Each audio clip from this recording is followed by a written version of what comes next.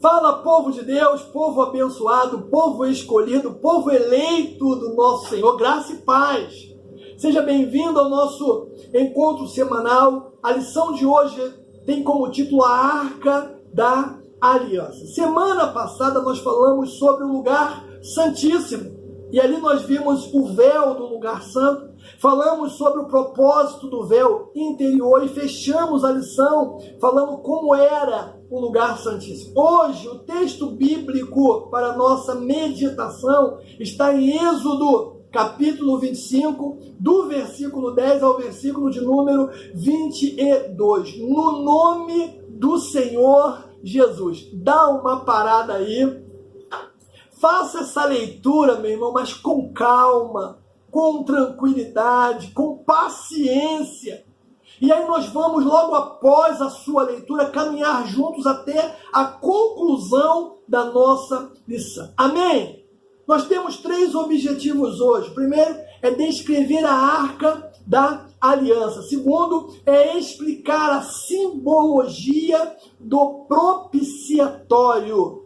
E terceiro é discorrer a respeito dos elementos sagrados dentro da arca. Queridos, a lição de hoje, ela é assim, uma lição extraordinária, porque nós vamos falar sobre a Arca da Aliança, uma peça que ficava em um compartimento mais reservado, o lugar santíssimo.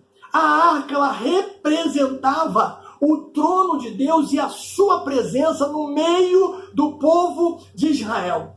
Uma vez por ano, o sumo sacerdote se colocava diante dela para expergir sangue sobre o propiciatório, a sua tampa, como expiação pelo pecado do povo de Israel.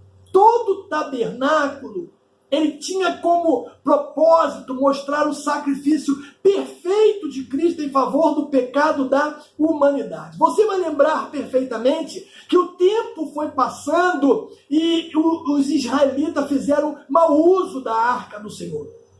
Eles passaram a vê-la como uma espécie de amuleto, uma garantia incondicional do favor e do poder de Deus. E nós sabemos que não era essa a intenção de Deus quando mandou fazer a Arca da Aliança. Nós sabemos que não era um amuleto. Nós vemos hoje muitas pessoas usando a Bíblia como um amuleto. São pessoas que têm a Bíblia em casa, aberta na sua estante, ou aberta no painel do seu carro, ou no Salmo 91, ou no Salmo de número 23.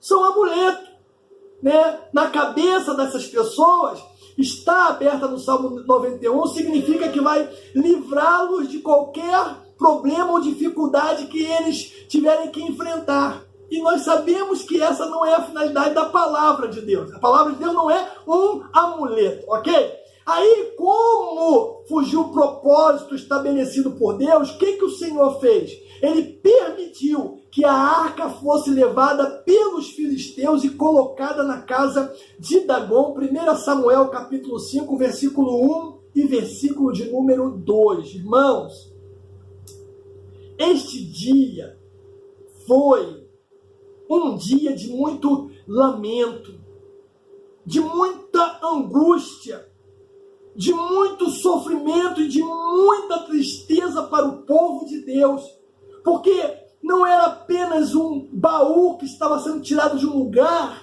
e colocado em outro. Na verdade, estava saindo do meio do povo de Deus a presença poderosa do próprio Deus, irmãos. E não ter a presença de Deus ali significava estar perdido, sem direção, sem rumo. Porque quem guiava o povo de Israel era a presença de Deus. Estar sem a presença de Deus significava estar sem provisão diária. Porque tudo que eles tinham porque Deus estava no meio deles.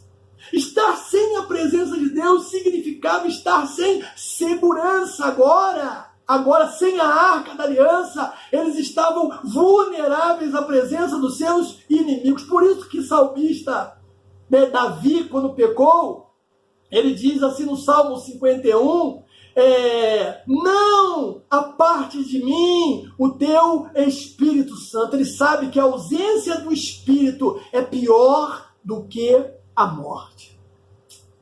Que dia terrível foi esse dia para Israel. Temos que ter cuidado para não fazer da presença de Deus um amuleto. Não é um amuleto. Então, até aqui, nós analisamos de maneira compartimentada o espaço do tabernáculo. Na verdade, nós começamos falando sobre a construção, depois falamos sobre a Oliabe e Bezalel, os artesãos do tabernáculo, depois entramos no pátio, foi uma lição muito bacana. Aí, dentro do pátio, nós fomos para um lugar santo, melhor ainda, que lição, uau, sensacional. E hoje, pela graça de Deus, por misericórdia de Deus, nós nos encontramos no lugar santíssimo. Nessa lição, o nosso objetivo está todo voltado para a Arca da Aliança, que ficava no lugar santo dos santos. Nós veremos algumas lições espirituais que vão, na verdade, irmãos, edificar de maneira muito linda a nossa vida. Então vamos começar pelo tópico primeiro, a descrição da Arca da Aliança. Êxodo 25:10 diz assim: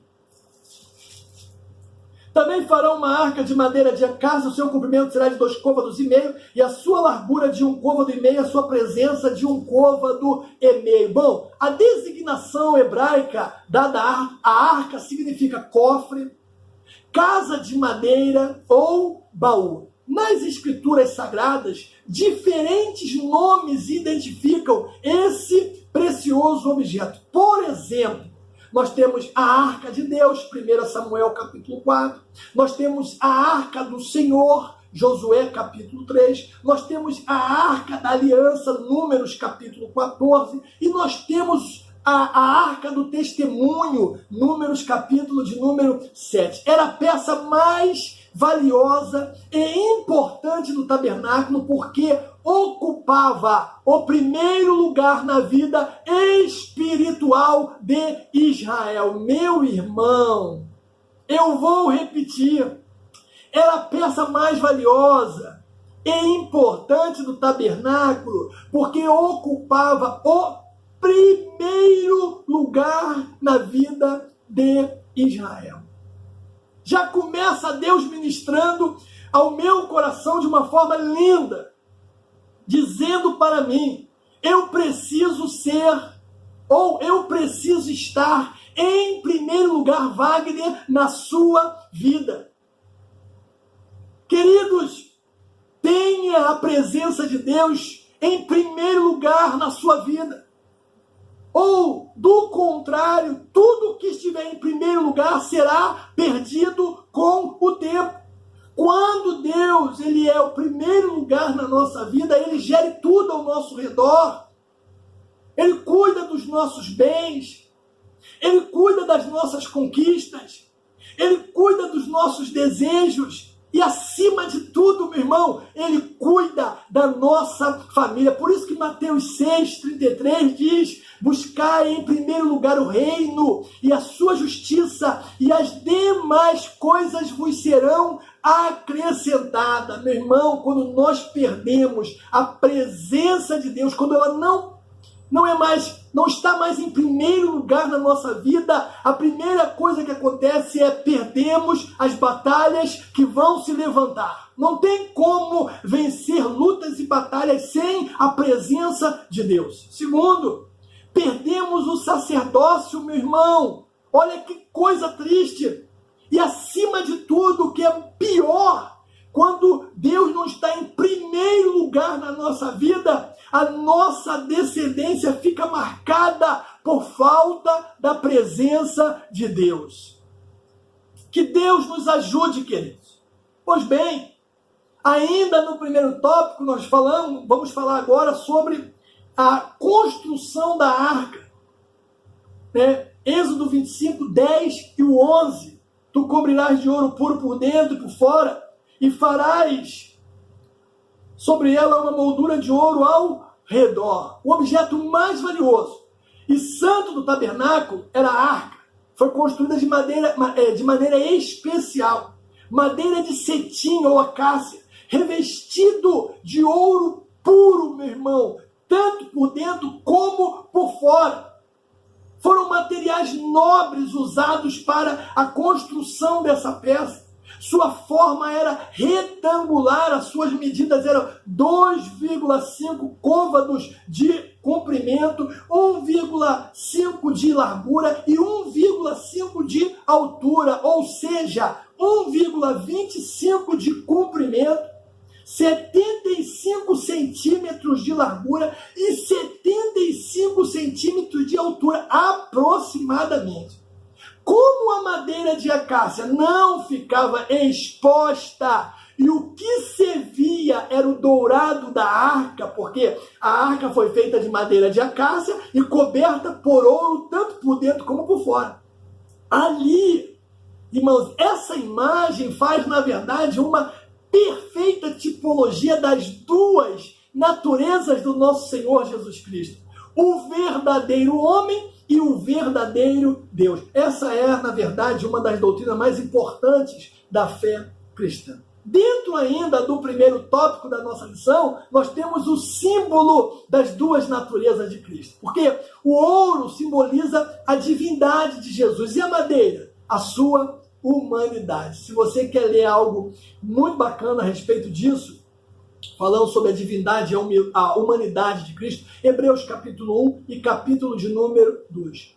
Símbolo da plenitude, meu irmão, da presença de Deus entre o povo de Israel. A arca aponta para uma verdade revelada no Novo Testamento acerca do nosso Senhor Jesus Cristo. Colossenses diz, porque nele habita corporalmente toda a plenitude da divindade. Ou seja, Cristo é o Emanuel, isto é, o Deus conosco, o Verbo que se fez carne e habitou entre nós, como diz João, capítulo de número 1. O apóstolo Paulo ele vai estender esse conceito mais um pouquinho, ele vai dizer assim, falando lá em Timóteo, 1 Timóteo capítulo 3, versículo de número 16, ele diz, e sem dúvida alguma, olha o que ele diz, irmãos, sem dúvida alguma, grande é o mistério da piedade, aquele que se manifestou em carne. Aleluia. É uma verdade consoladora saber que hoje nós temos à destra de Deus um sumo sacerdote que sabe o que se passa na nossa vida. Não só sabe, como se compadece por ela, como diz Hebreus capítulo 4. Portanto, meu irmão, eu tenho um conselho para a sua vida. Diante de tudo que nós falamos até agora, não hesite. No nome de Jesus, esteja você passando pelo que for. Não hesite em chegar ao trono da graça de Deus com confiança. A arca, ela tinha uma tampa chamada de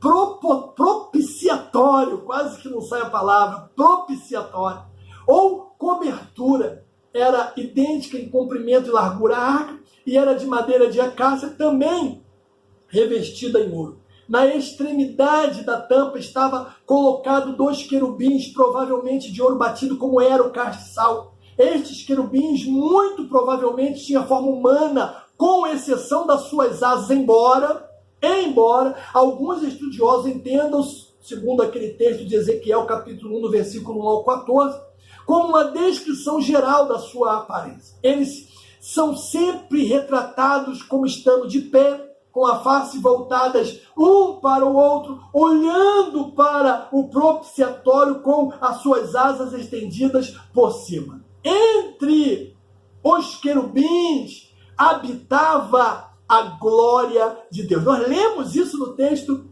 oficial. Esta era uma manifestação visível da presença do Senhor entre o seu povo. Pelo fato da arca ser o lugar da habitação divina, nenhum homem comum podia comparecer diante do propiciatório e nem mesmo o sumo sacerdote podia comparecer diante da arca por sua própria vontade ou sem o sangue do sacrifício. Fazer isso era imediatamente sofrer as condições de ter a sua vida ceifada. Isso significa para nós hoje, irmãos, que estar na presença de Deus é algo que nós precisamos levar muito a sério. Não é brincadeira. Infelizmente, o tempo ele vai passando e nós começamos a fazer com a presença de Deus, infelizmente, o que Israel fez com a arca, tratando algo tão valioso, tão nobre, tão especial como um amuleto. E nós não podemos fazer isso. Tudo que nós precisamos para ser feliz, para viver uma vida coerente, é a presença do Senhor. No segundo tópico da nossa lição, nós vamos falar sobre o propiciatório da arca. Êxodo 25, do 17 até o número 21. A tampa de madeira de acácia que ficava sobre a arca era denominada propiciatório. Era adornada com a figura de 2 querubins, como nós já falamos, um em frente ao outro, as suas asas permaneciam abertas, voltadas para o centro da arca. Era uma obra, irmãos, extraordinária. Qual era a simbologia disso tudo? Êxodo 25, do 17 ao 22, nós vamos ver isso também. O sentido simbólico da tampa era o de cobrir algo valioso. Figura de proteção aos elementos que estavam no interior da arca. O que estava no interior da arca? O que tinha dentro da arca? As tábuas da lei, a vara que floresceu de Arão e um vaso com o maná do deserto. Ah, que coisa linda! É preciso também ressaltar que a palavra grega usada para propiciatório em Hebreus tem o significado de trono de misericórdia. Ou seja, meu irmão, logo o propiciatório da arca remonta o valor misericordioso do sangue, da expiação oferecida pelo nosso Senhor, conforme o apóstolo Paulo escreveu lá aos Romanos, capítulo de número 3, se não me falha a memória, ele diz, sendo justificados gratuitamente pela sua graça, pela redenção que há em Cristo Jesus, o qual Deus propôs para a propiciação pela fé no seu sangue, para demonstrar a sua justiça pela remissão dos pecados dantes cometidos sob a paciência de Deus. Glórias ao Senhor. E ainda dentro aí desse segundo ponto nosso, temos a simbologia dos querubins alados, Os querubins, eles representam simbolicamente, irmãos, tem que ficar claro, simbolicamente a majestade divina e a divindade do Deus Todo-Poderoso. São seres que também aparecem na visão do profeta Ezequiel, capítulo 4, você vai ver isso lá. E nas visões do apóstolo João, lá na ilha de Pátimo, Apocalipse, capítulo 1. A função básica deles é proteger o trono de Deus. Por isso, a imagem dos querubins reflete um aspecto protetor. Você lembra da imagem? Em cima do propiciatório, de frente para o outro, com a asa estendida sobre o mesmo, em sinal de proteção, ressaltando o compromisso deles de guardar o quê? A lei de Deus. Assim, dessa forma, dessa maneira, a misericórdia, a graça e a fidelidade são virtudes presentes na arca, mostrando que Deus sempre se interessou em amar e proteger o seu povo. Saiba disso nessa tarde, amado, você que está me ouvindo.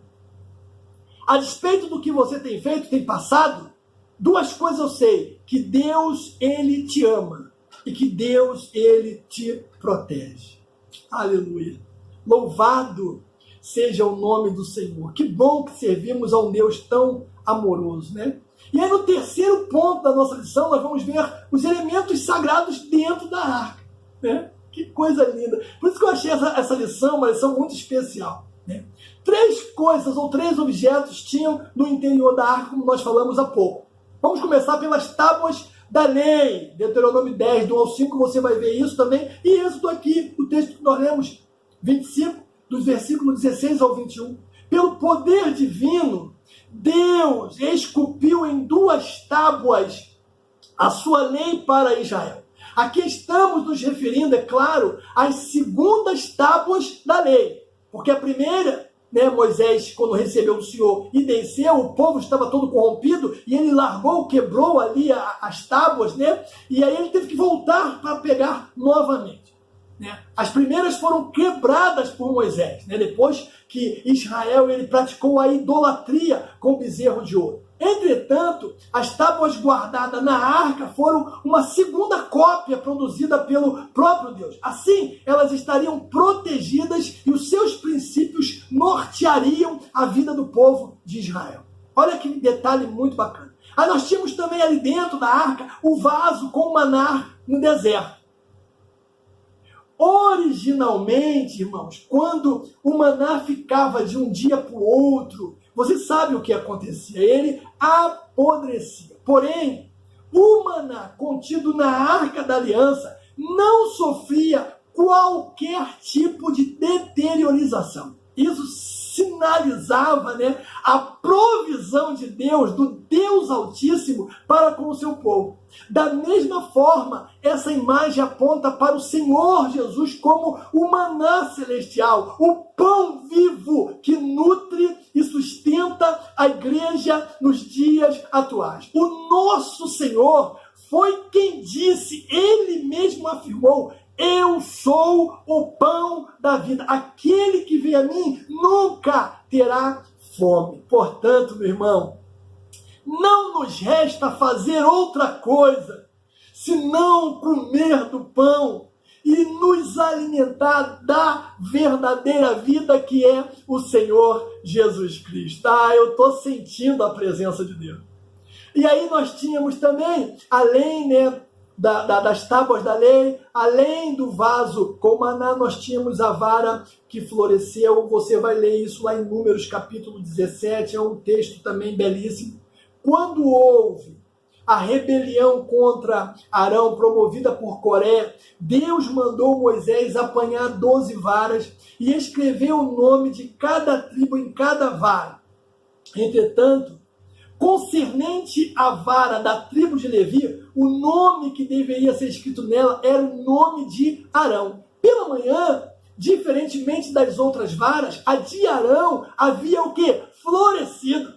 E os chefes das tribos tiveram de reconhecer a escolha de Arão como o ungido de Deus para exercer o sacerdócio em Israel. Essa vara serviria de um memorial ao povo de Israel quanto à escolha de Deus ao ministério sacerdotal. Esse milagre, irmãos, ele mostra para nós,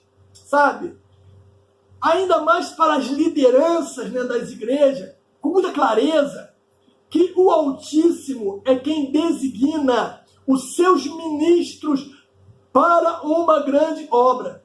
Ele é o dono de tudo. Ele age segundo o seu maravilhoso propósito, como diz Romanos 8, 28 ao 30. Na verdade, irmãos, a igreja, ela tem dono. E o dono é o nosso Senhor Jesus Cristo. Ele é o cabeça da igreja. Aleluia. E eu quero concluir a nossa lição de hoje, irmão, dizendo o seguinte, faça valer a presença de Deus que está na sua vida. Tenha uma vida de retidão, tenha uma vida de fidelidade, tenha uma vida de busca de verdade, fato pela presença de Deus. Tenha uma vida verdadeira diante do Senhor. Que Deus, Ele te abençoe e até o nosso próximo encontro no nome